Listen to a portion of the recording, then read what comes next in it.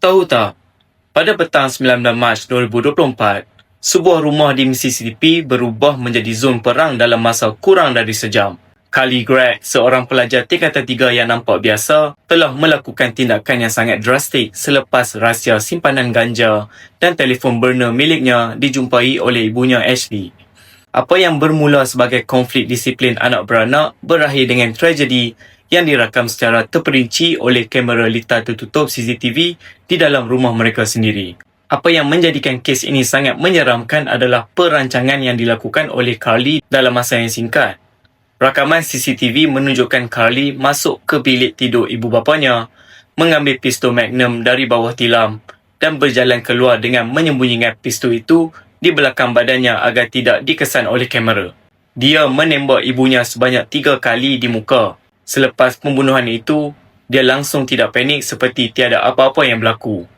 Menggunakan telefon ibunya yang baru sahaja dibunuh, Carly menghantar mesej kepada bapa tirinya, Heath, bertanya, "Are you almost home, honey?" Ini adalah percubaan jelas untuk mengumpan mangsa kedua ke dalam perangkap mautnya.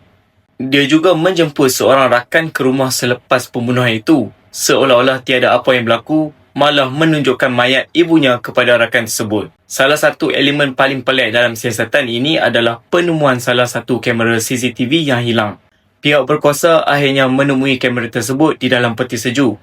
Ia dipercayai Carly cuba menyembunyikan atau merosakkan bahan bukti tersebut, namun tindakannya itu sendiri menjadi bukti kukuh tentang niatnya untuk menghapuskan jejak jenayahnya.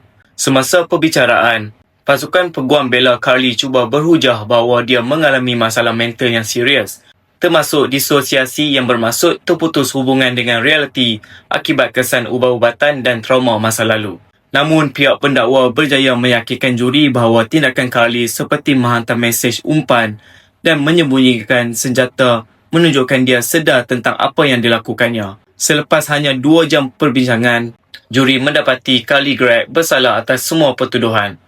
Pada usia 15 tahun, dia dijatuhi hukuman penjara seumur hidup tanpa peluang parol bagi pembunuhan ibunya.